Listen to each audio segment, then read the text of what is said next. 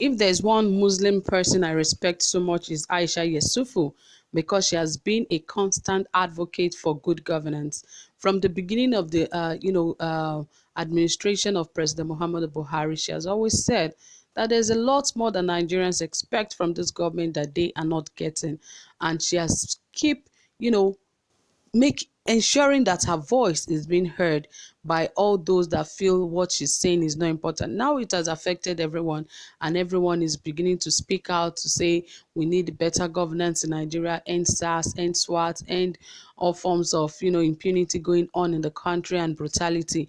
But it is much more than that, because right here you will not believe that some of the Muslim guys, and even from the northern states, they are just blasting Aisha Yesufu, saying why would she lead a protest against President Muhammadu Buhari.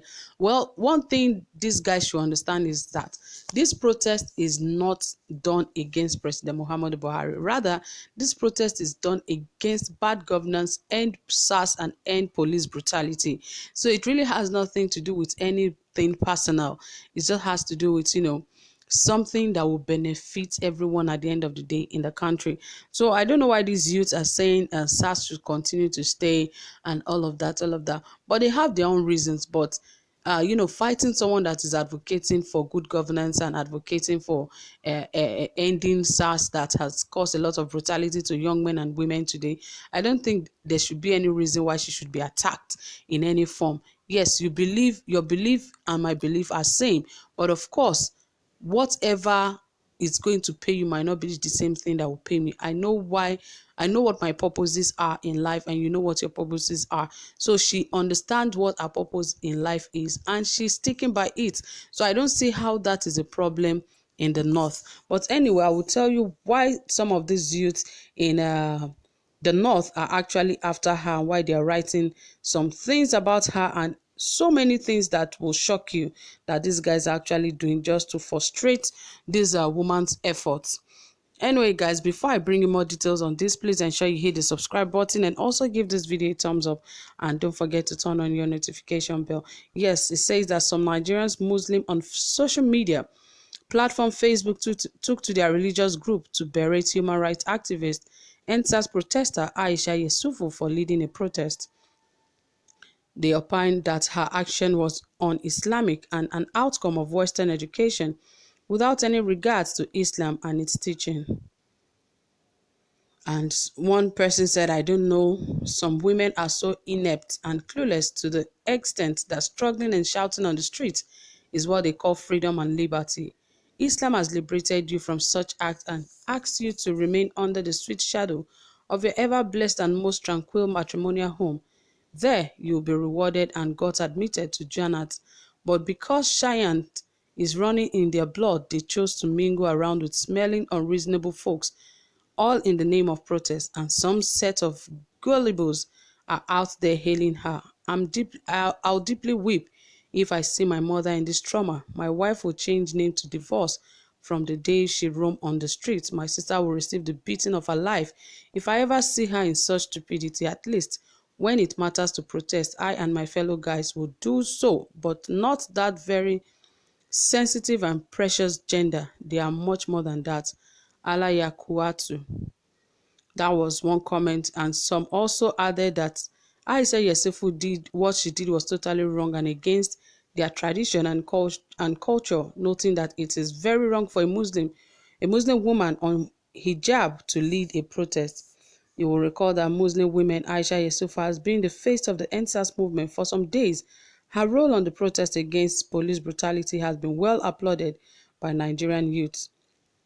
Aisha Yesufu was also a co-convener of the Bring Back Our Girls campaign in 2014, demanding for the release of the abducted Chibok girls.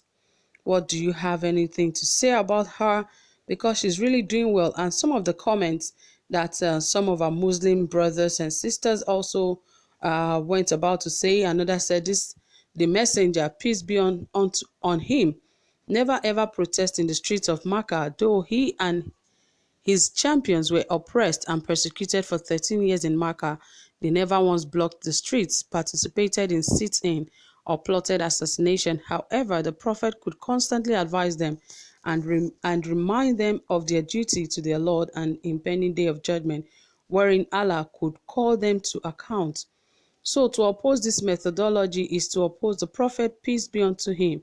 And he himself said, whoever turns away from my sunnah is not from me. He also said, you will have rulers over you who will not follow my sunnah nor my guidance. There will be amongst them men who will have the hearts of devils in the bodies of humans. When asked how one is to behave towards such oppressive Muslim rulers, he responded, listen and obey the ruler. Even if he takes your wealth and beats you in your back, listen and obey. If one of you sees something from the ruler that he hates, let him not publicize it. This is a clear-headed forbidding openly protesting, even publicly speaking against the ruler. Then he gave the Muslims a method of correcting the ruler. Rather you should take the ruler to his hand and advise him. If he accepts the advice, that is good. If he refuses, then you have fulfilled your duty. And another said, this is what you get when you send your child to learn Western education without having them going through and proper Islamic teachings. Mr. Poster, I bet history will never forget you. And I always think you are hiding behind this page to degrade our religion. You and thousands of people have done that even before, and they aren't successful. And inshallah, you are going to fail. Allah ya Isa, Jilik, whatever the Islamic words are.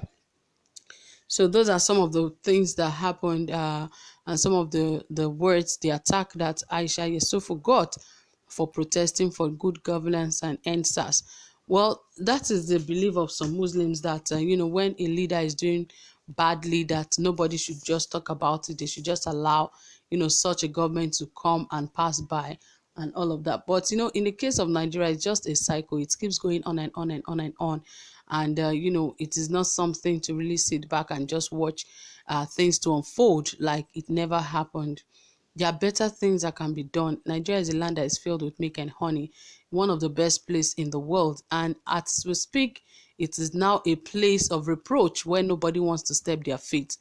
Things should not get to that level. And, everybody is concerned one way or the other, whether in diaspora, in Nigeria, wherever you are definitely affected one way or the other. So let your voice be heard and ensure that you're also tweeting end bad governance and end SARS.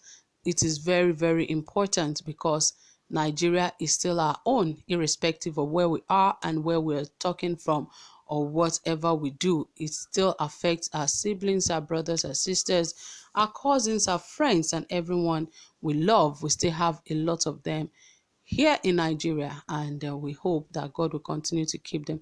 So guys, that is it from here. Thank you so much for tuning in. Don't forget to like and also share this video. Do have a pleasant time. Bye.